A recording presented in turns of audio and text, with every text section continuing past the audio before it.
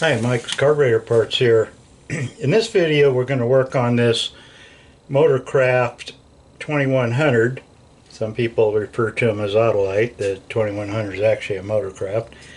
And what we're going to do is rebuild this. First we're going to take it apart.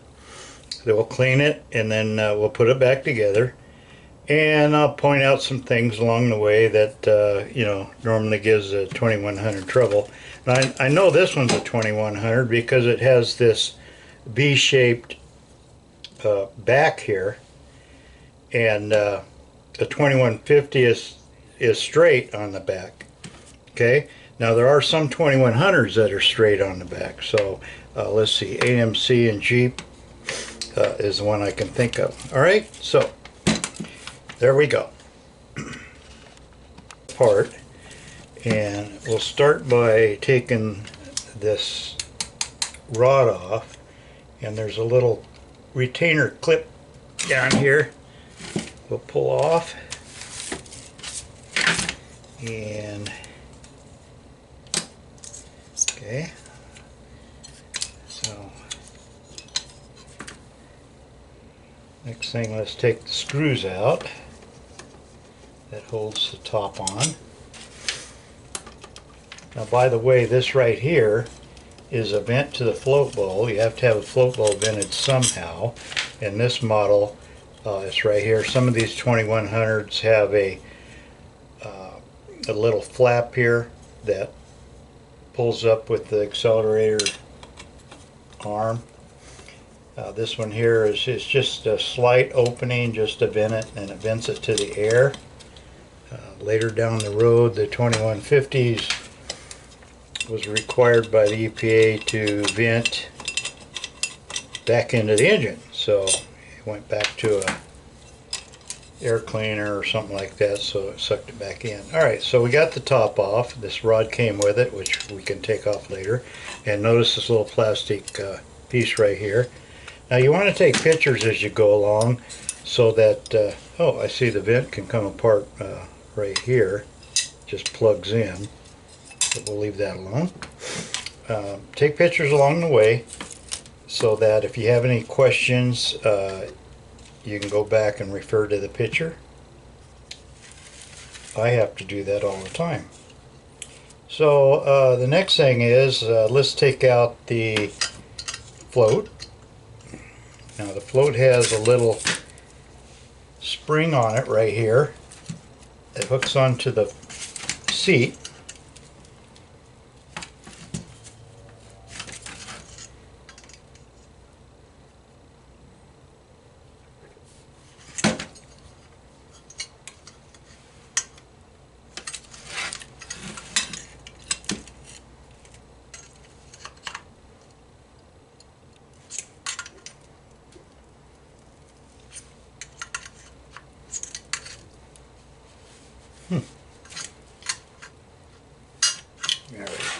Okay, don't know why it was stuck. So there we go. So that's just pushed down on the seat, goes into a little groove. Here's the float with the float pin. Now inspect the float pin for wear right here.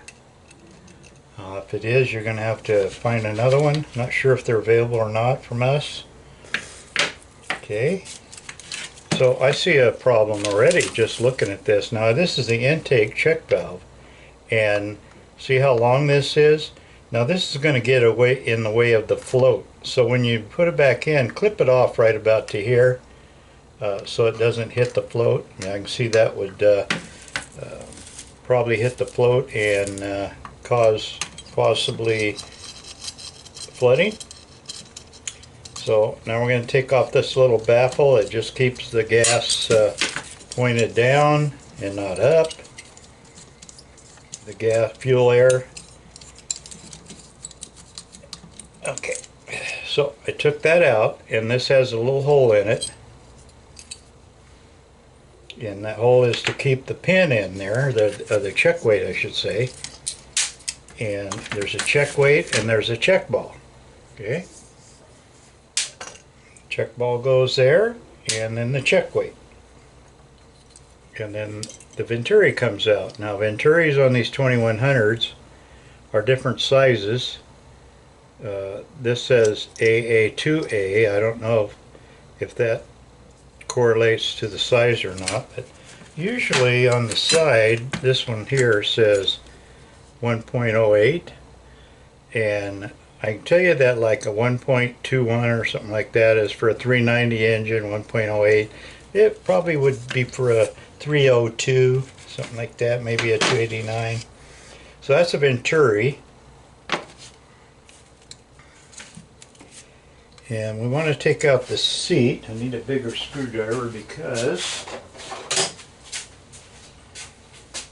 even though we put a new seat in it, I don't want to chip it anymore, and I have to. So if you can use a wide blade screwdriver, that's great. And you notice it does have a gasket on it. Keep that in mind. Oh, I see one of the jets is missing. You hear the jet goes over here, so we'll have to put another jet in it. It's probably around here somewhere. I take these apart quite often.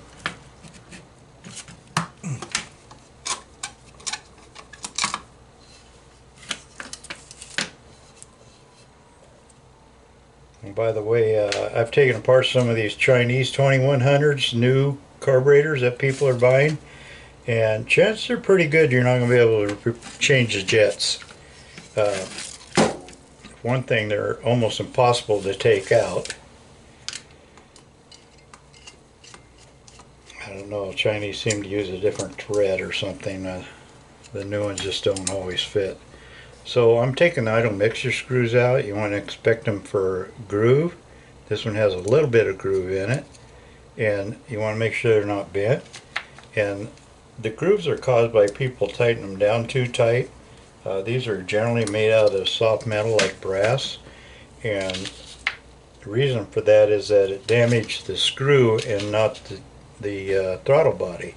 And if it damaged the throttle body, you got to replace the throttle body. Alright, we're going to take out the power valve. There's a screw missing on this.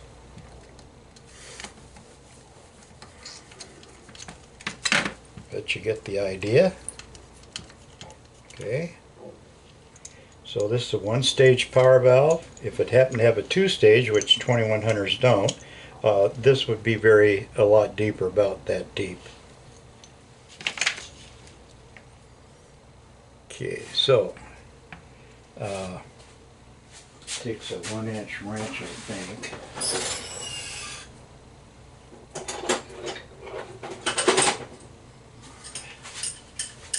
I'll use a crescent wrench.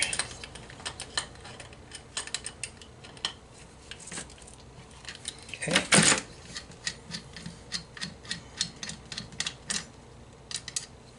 This has a gasket, and look at that gasket.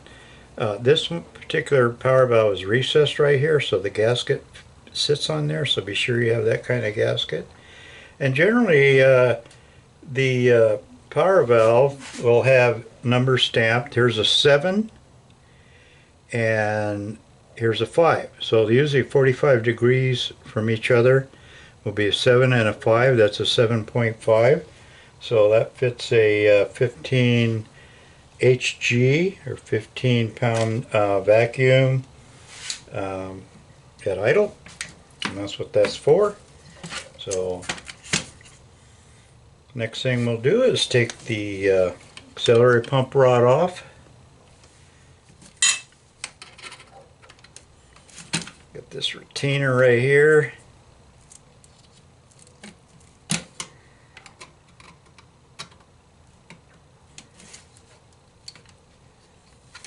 Fitting awful tight here.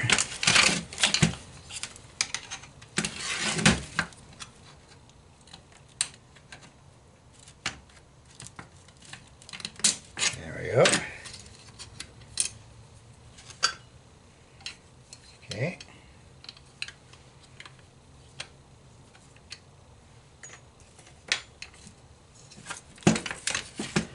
So we'll take off the cover for the accelerator pump. Pump diaphragm.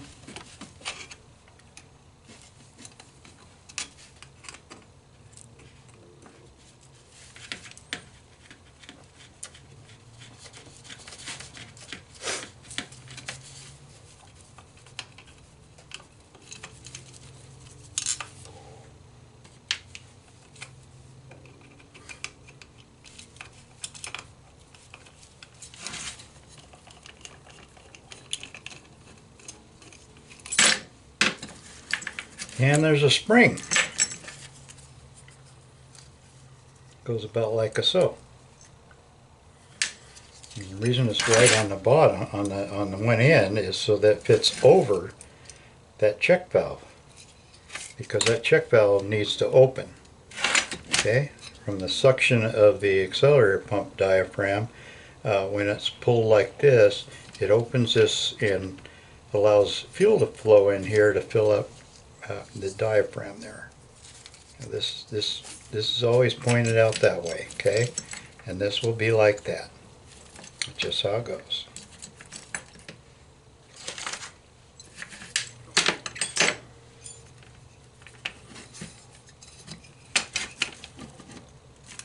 Okay, we take out the valve. We call them umbrellas. And there we go. So I generally don't take the throttles plates out unless there's a reason to. They're rusted or corroded in there or stuck or frozen. I don't take them out. So I'll go ahead and take the choke out. First the thermostat.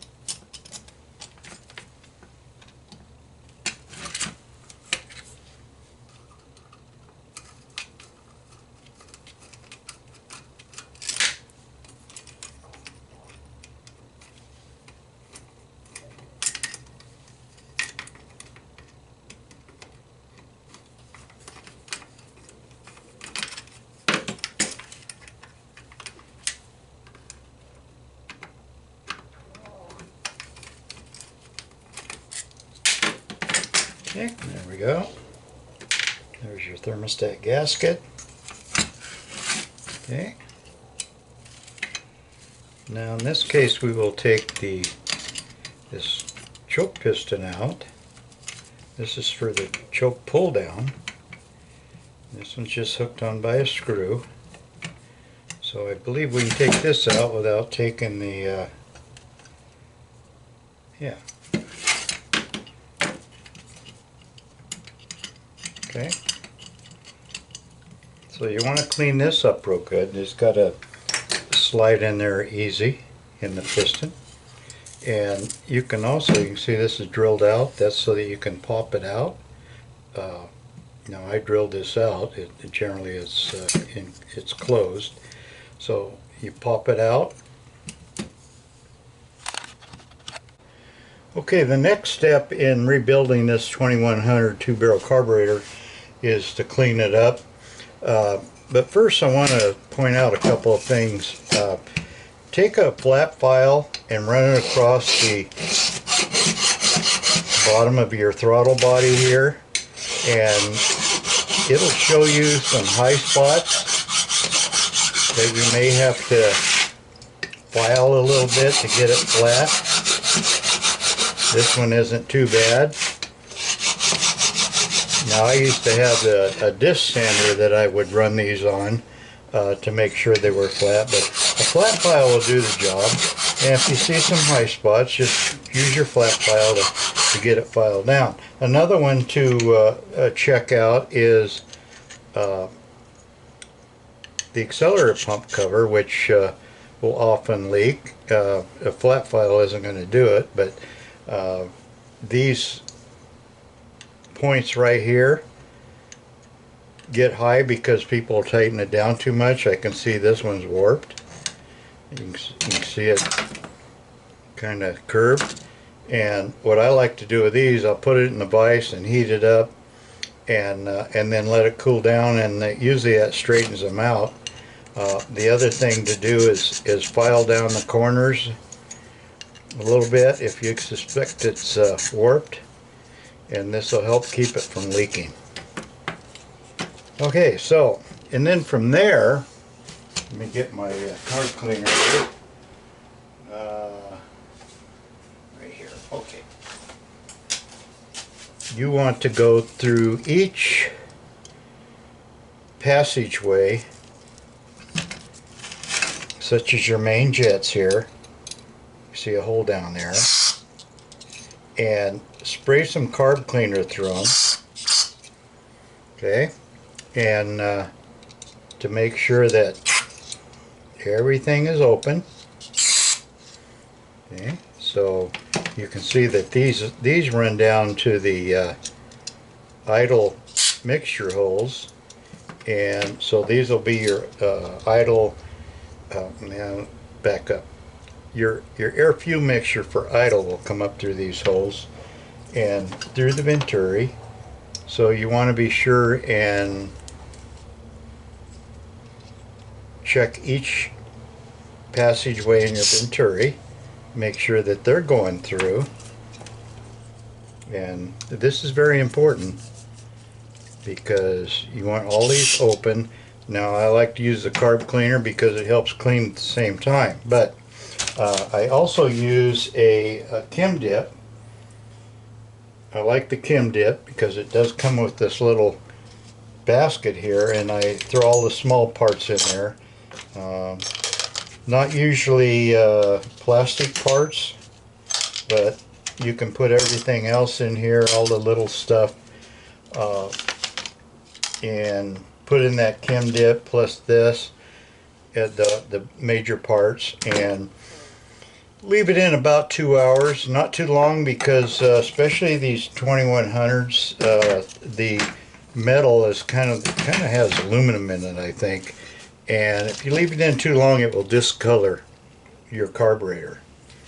So about 2 hours, I found, does a pretty good job. Soak it and then wash it with hot water if you can, and blow out all your passages. Now another thing you can do, if you have an air compressor, you can get a baking soda kit. You find them on Amazon and Harbor Freight. I'm not a big fan of Harbor Freight, but they do have pretty cheap kits for baking soda blasting. And especially the outside of your carburetor, you blast this part and the top, and it really shines them up. It gives them a good finish, and the baking soda is really non-obtrusive. And after you do blast it, you want to blow out the holes again, all the passages, and there you go. So cleaning is one of the most important parts of working on your 2100. Also check the flatness of your float bow, because if it's warped, then you're going to get gas leaking out of the gasket, out of the sides, because it won't seal very good. Okay, don't use any sealer, any gasket sealer on your carburetor. It'll end up in your needle and seat and clog things up. Also, I recommend against using WD-40 on your carburetor. WD-40, we have found in the past, can be harmful to the gaskets. Now, I don't know if it's certain gaskets or what. We just found that WD-40 can cause them to leak. So use WD-40 sparingly, if at all. And there you go for cleaning. And we'll get ready to put it back together shortly. 2100 back together. First, I'm going to start with the jets. Now, I'm putting new jets in this because one was missing, basically. And the size of the jets, depends on your application. So the best way, especially if the carburetor's been running, check the jets. The number is usually stamped on the face of it. This one's stamped 47. Yours may not be the same. Now, to figure out if you have the correct jets, you want to check your spark plugs, and here we have an illustration. This one here is too white, which means it's running lean, and so you would want to increase the size. And if it's blacks or sooty like this, it's too rich, you want to reduce the size by, I'd go 2,000ths at a time. And it should look like this, tan or brown. So this one right here, tan or brown. So that's what you want to do. Go by your spark plugs. That's the best way to do it. And you know, hopefully you got the size in there, or you got your old ones in there that you can get the size off of. We do have sizes by carburetor numbers sometimes in our technical section. If you're lucky enough to have a carburetor number, this one here doesn't have a carburetor tag. So it's all about matching up things. Okay, so the jets go down here at the bottom. And we made sure that the area behind the jets are completely clean. I've seen them plugged up where the jets, it can't get any fuel through it. Use a wide screwdriver so that you don't chip your jets if possible. And the main thing is the center part of the jet where it feeds the fuel. So if you happen to chip it out here a little bit, don't sweat it. But I try to use a screwdriver with a wide blade on it.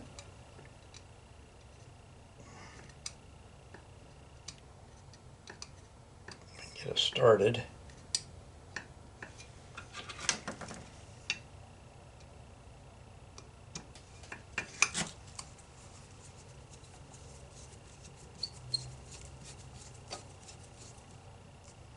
Okay. Don't over tighten them, snug them up pretty good. Okay, so that's the jets. So it's important you get the right gasket. Now the correct gasket will be in our kit for this particular model, but if you see the ridge right here goes around the power valve, the gasket, the correct one, fits right into that groove right there. Okay, and it will sit up a little bit because when you tighten it in there, it's got to seal. All right, now these are very hard to test because you have to get the right vacuum. So you can try and put it up your mouth on one end to see if it leaks, but don't be surprised if it does go through. Like I say, it takes some expensive machines to actually test these correctly. Yeah. Alright, so here we got the gasket on, we got the carburetor. Now what you want to do is set the carburetor up this way and put the power valve in so that the gasket stays where it's supposed to go.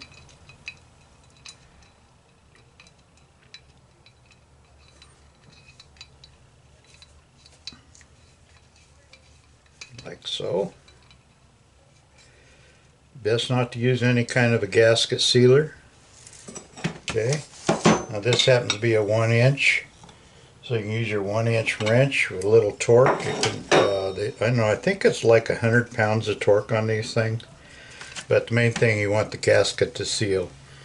And that's it. Now on some 2100s you may run into one with a 2-stage power valve, and that means on this side you're going to have kind of like a valve sticking up just like on the other end.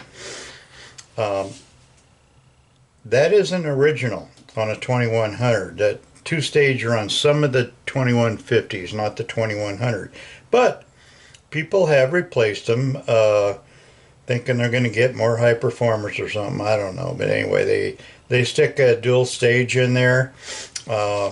That will require a different cover because a 2-stage in here will not fit this, and the 2-stage covers, you can't buy them without finding a used one or something. Now the other thing you want to watch for here, these things tend to get warped. You can see how this one's curved. And what you can do is file down the corners if that's the case. Because the corners where it bolts on, that's going to be the high side. And here's the gasket for it. Some cases you might try a double gasket. I suggest against that, and unless you got no other choice.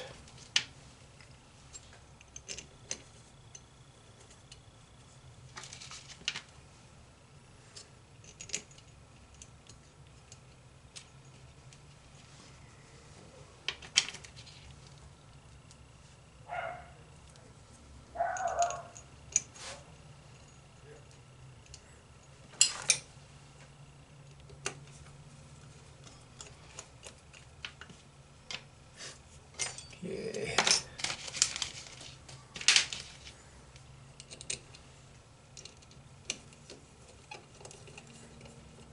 So the warpage is caused by people torquing these down way too much.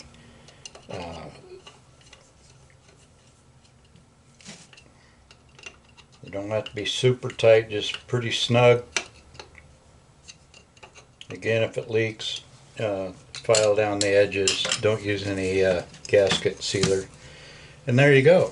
That's how the power valve goes in.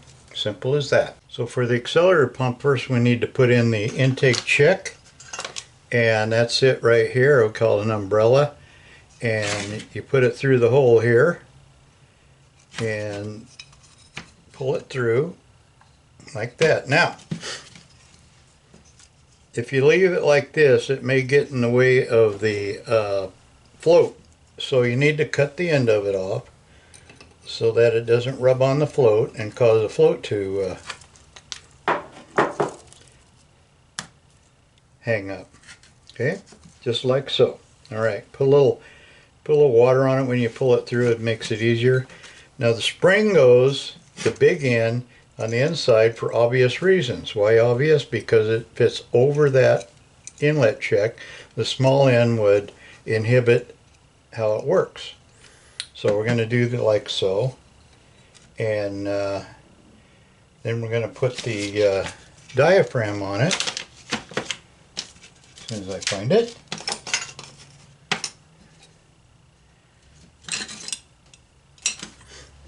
Okay, there's the diaphragm. This end, the one that pokes out, goes this way, out this way. You can put a little silicone lubricant on it.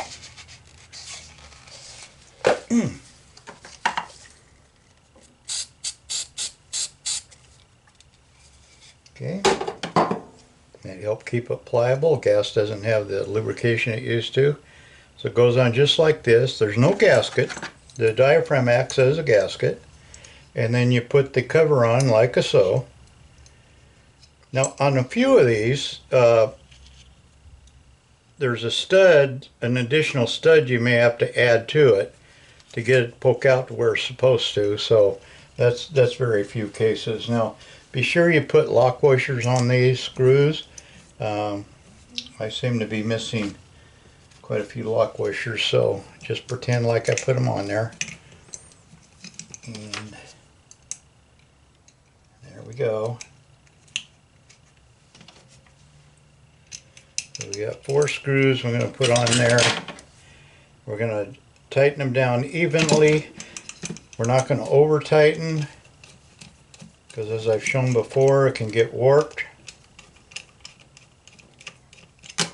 If it does, put it in a vise, make yourself a little jig to tighten up on it, and heat it up and tighten a little bit more, and then let it cool off, and usually that'll straighten it out.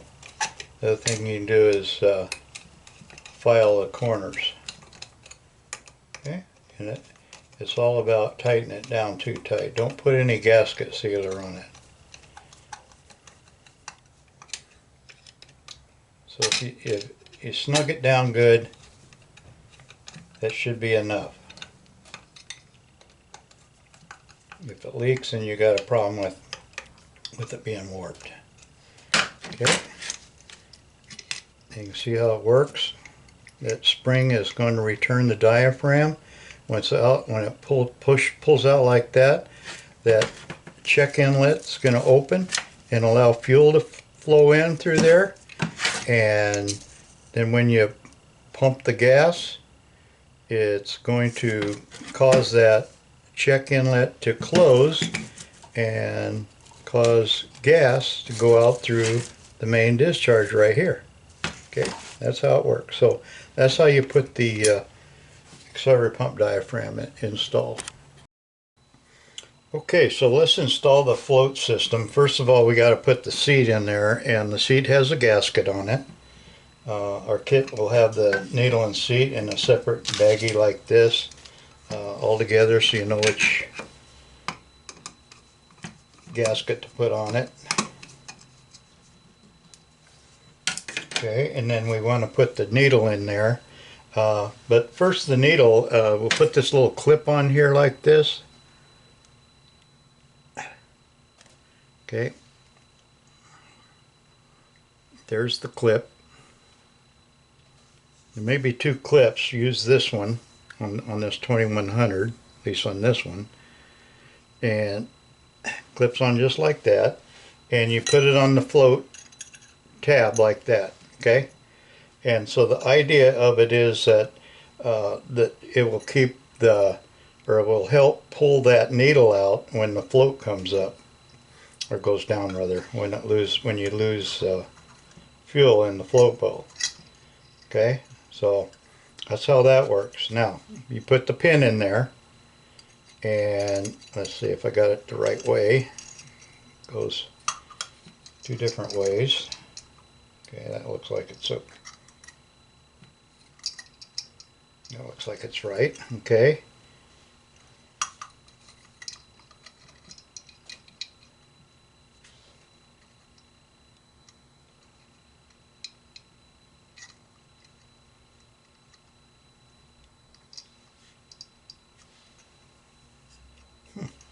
Okay. Yeah, just like that. All right. So what we want to do is take this and clip it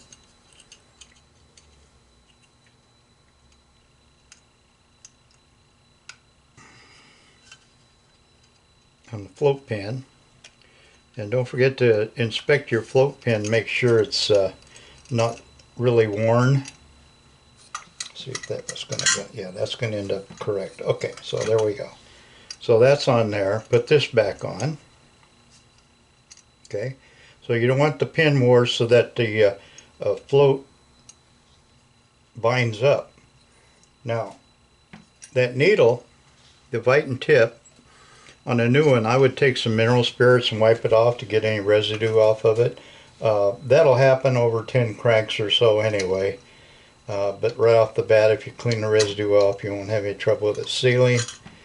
And it goes in there just like that. Now the whole idea of this little clip on the pin is to make sure that when the float goes up and down, it pulls that pin out straight and not get cocked sideways.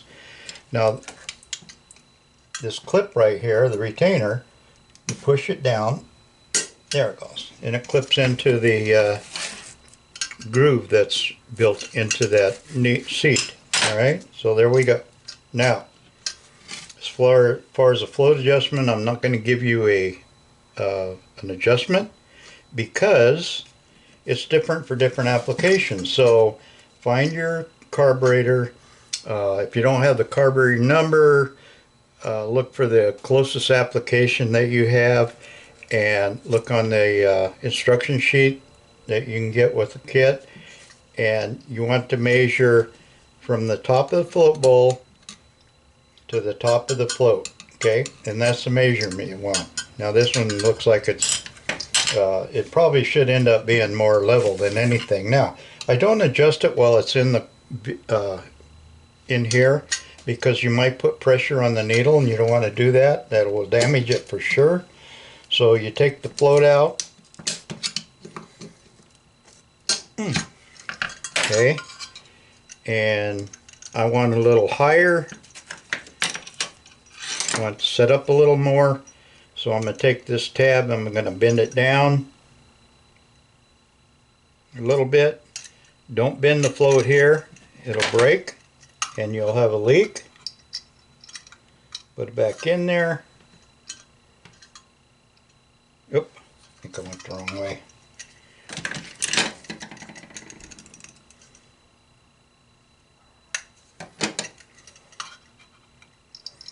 You don't have to bend it very much to make a difference. Okay, that's going to be pretty close. The float will probably end up being pretty close to level. Okay, put the clip back on. And there you go. Okay. Don't worry about the drop. It just needs a drop. It's going to drop enough to pull that pin out, the needle, and allow fuel to come in. And it's as simple as that. So again, you measure from here with the float up like this, with it seated, the needle seated I should say, and measure from the top of the float ball to the middle of the float on the top here, and that's where you adjust it, and it'll be close to level.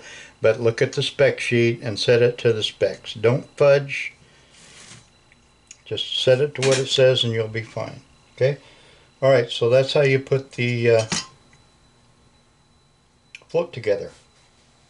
Okay, here we go with the Venturi stuff. First of all, a check ball. This is a check ball, comes in our kit. There's only one check ball in this particular carburetor. Okay, so this is the discharge, the main discharge. I put the check ball in there. Now, let's see, I didn't get a punch out here.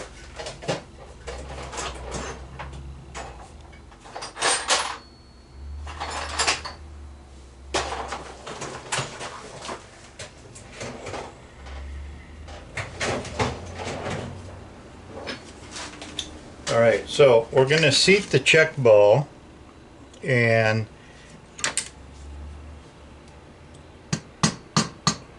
we just tap it a little bit. We're not going to do it very hard. Make sure we didn't hit it hard, so hard that it won't come out anymore. Anyway, that's just to make the trough fit the check ball a little better. And then we have a little check weight right there. These are available. We have these specially made to the exact specifications of the original, and it goes in there like that. Actually, we can put this in after we put this in. So put the gasket on like so, and as I've said before, you can spray your gaskets with a little silicone spray lubricant. Keeps them pliable. We've got this screw. Now this is going to fit inside the screw when we're ready, just like that. And we're going to put a gasket on it. Don't forget the gasket. So we'll put the Venturi on here. Now the Venturi size that's stamped on the side is 1.08, and 1.08, that indicates this diameter right here. And that's the Venturi size, and 1.08 is generally on a small 289 engine. Thereabouts, maybe 302. Okay, so there we go. And I'm going to put this in here just so it kind of, okay, and the screw in there. So we put the check weight in there, and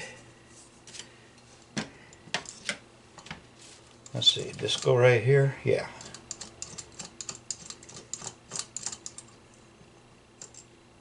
Okay, check weight's in there. This goes in here. Okay. Wiggles around, there we go. Make sure check weight gets in there. This is just kind of a baffle. It may be missing your carburetor. Nice to have. Keeps that air fuel kind of directed down where it's supposed to go and not up. Okay, so there we go. So that's it. So what happens is when you pump the gas like this, when you let up off the gas, it fills up the reservoir in here, and then when you press on it, it directs it through the passageway, and let's see if you can see it from here. I believe that's the passageway, and sends it up out through the discharge here and out the venturi. And that's it. So if you want to test this thing, you want to do it this way. Fill up your float bowl with mineral spirits. I use mineral spirits instead of gas so I don't burn my place down. And then hold down the check weight or the check ball, give it a little pressure, and then pump your gas. You should feel some pressure, and you should get very little gas coming out through here, or mineral spirits, whatever you use. Okay, that's how you test the check ball. And then of course if you pump it, you should see plenty of gas come over here. Okay, and then the other thing is, and you have to use this without the well, you could, well, put this in it.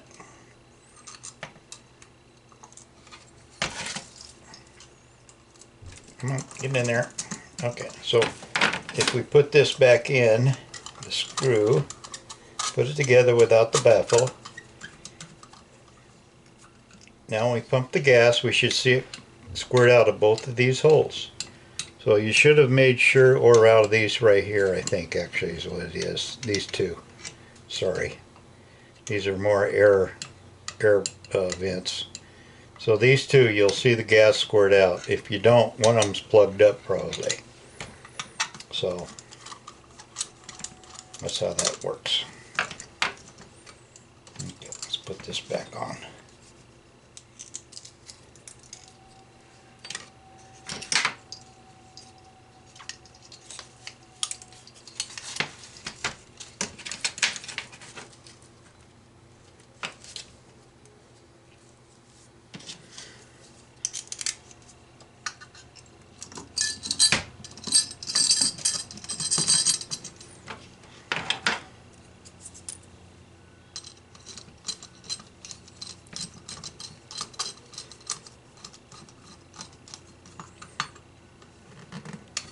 So you see where I measured the venturi size, so changing the venturi to different venturis is not going to help much that I know of.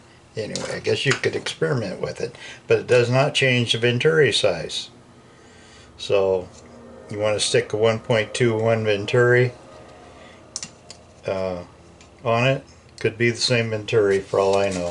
Anyway, it's not going to change the venturi size. So there you go. What you need to know for the okay, so let's get the top back on it. First we need the float bowl gasket. Now your float bowl gasket could be slightly different than this. Sometimes you have a little octagonal, some kind of shaped bowl here. Sometimes these are cut out. It's no big deal. It does not have, your float's not going to hit it anywhere. It's just fine. Alright, so just got to make sure that this isn't, something isn't poking out like this to allow leaks. And again, we're going to put some more silicone lubricant on it. Okay, and we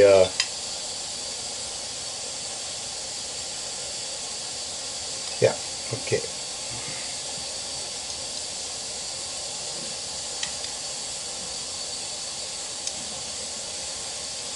Okay, so here we go. We've got 4 screws that go into it.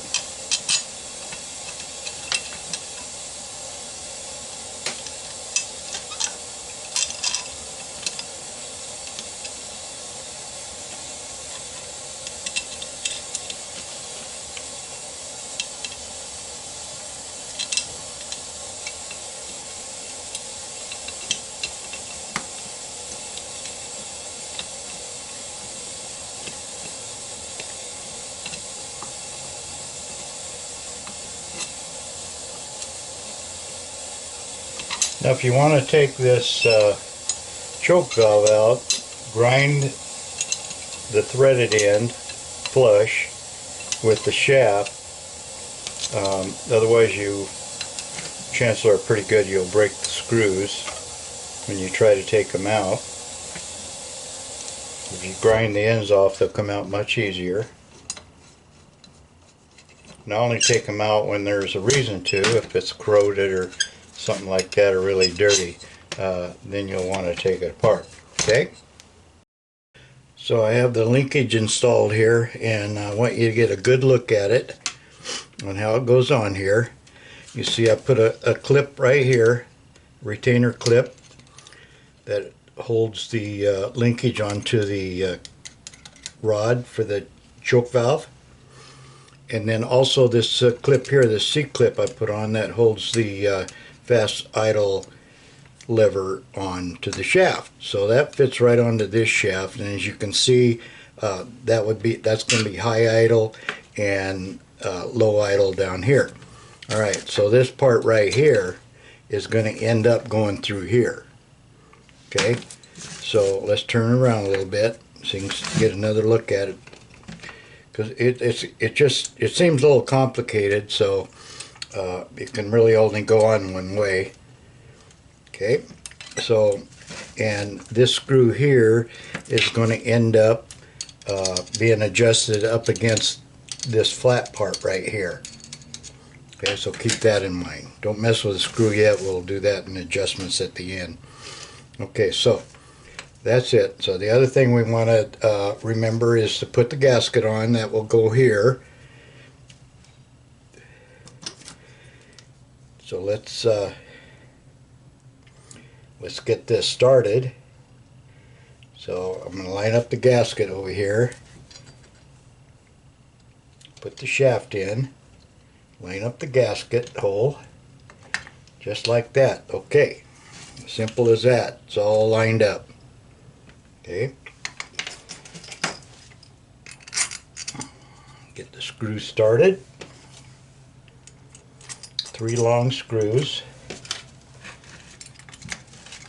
which we do sell, by the way.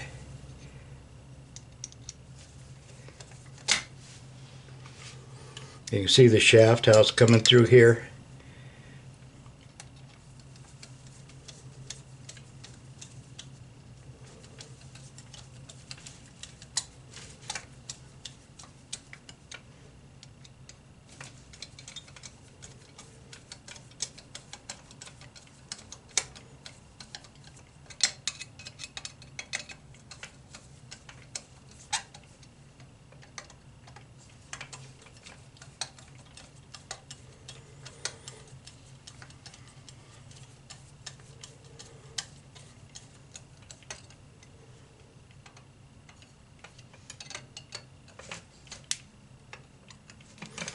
Alright, now we'll just make sure that we didn't put it on wrong, or it's not binding, we should say.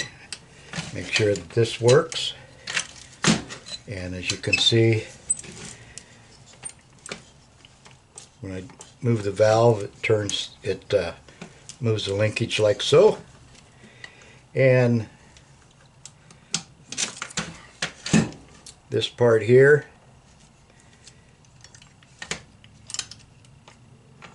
see how it moves okay? Okay. So that's how that goes on. Now we got to put the piston back in here.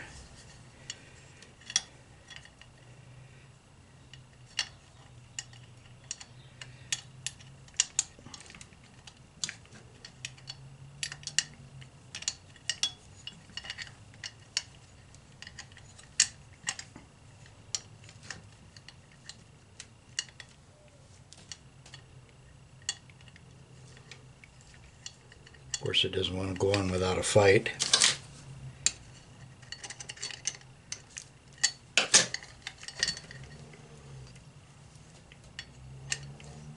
Do it that way.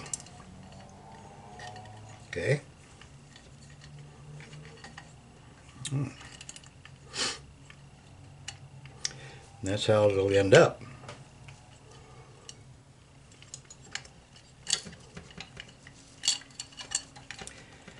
Now, see, I'm pushing this up it through more.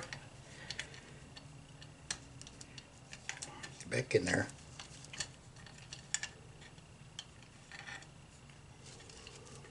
And that's the way it goes on right there. Okay, so this will line up with the hole here.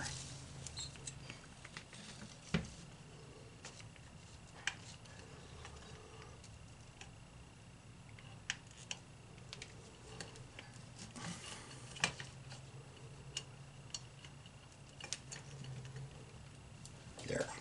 Okay. So we've got our little screw here. Put it here.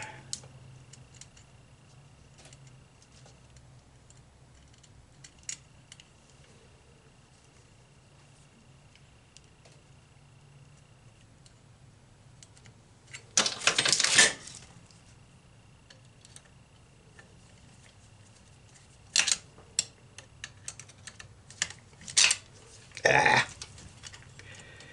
It slid off the little square. I want to be sure it's on that square correctly, or rectangular, whatever you want to call this. So, stay right there.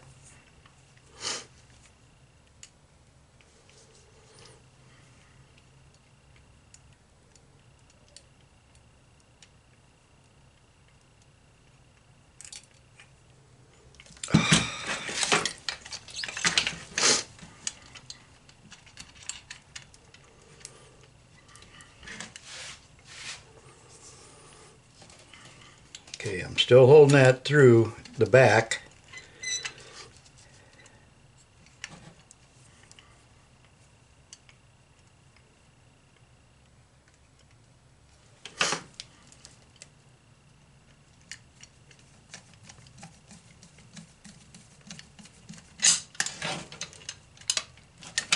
Okay, so now, as you can see, the thermostat itself will go into here, and this is what controls everything. Now, the thermostat does not open the choke, it just closes it. So when we tighten it up like this, we're going to turn it counterclockwise to close the choke. And as it heats up, the weight of the choke will open it up.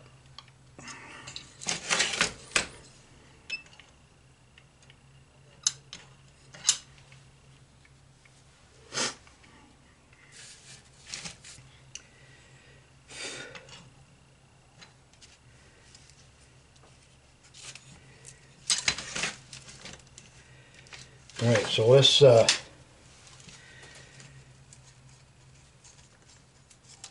put the gasket on here, like so. Okay.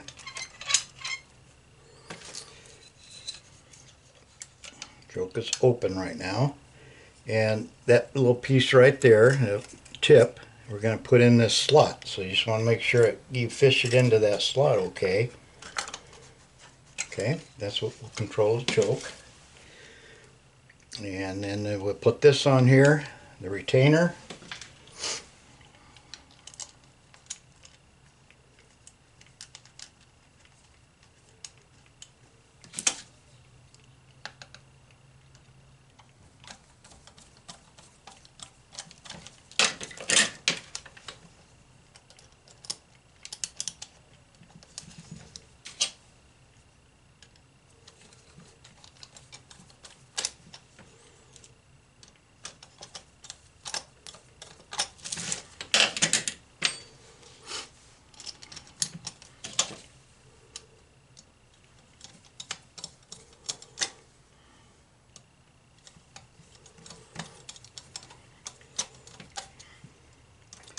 Now this particular carburetor did not come with electric choke, but we do have an electric choke conversion kit that you can put on here.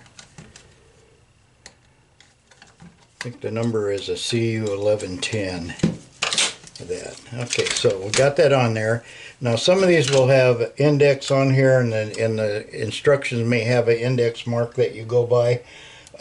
We don't do that anymore because most of these are retrofit. They may not have a mark on them.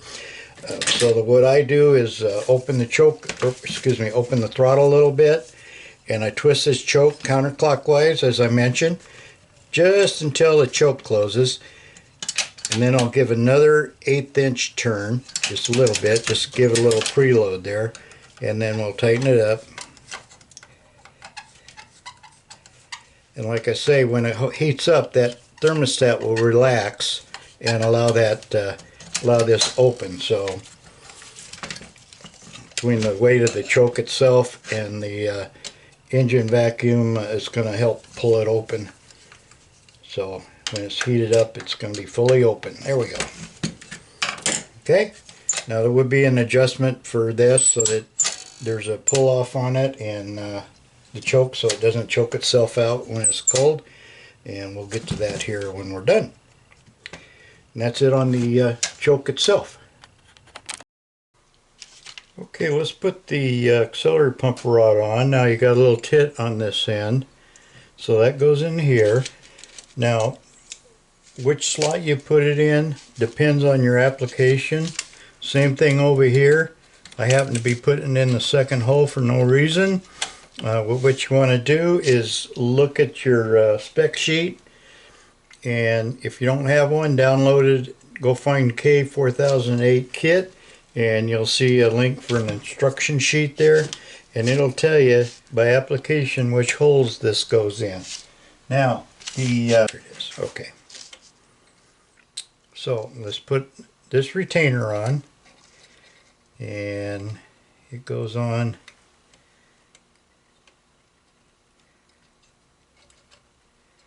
lined up with the hole.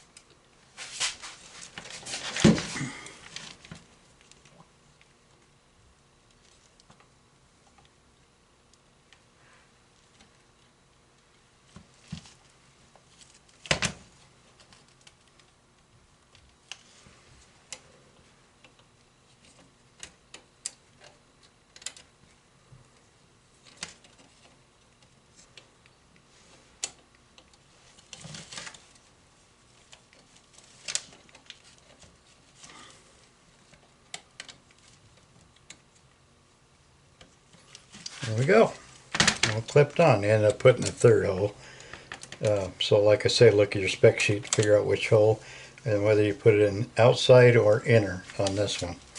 Okay, so that's it for the rebuild on a 2100 two-barrel. So thank you for watching. I'll put a link in the description on where you can find parts for this.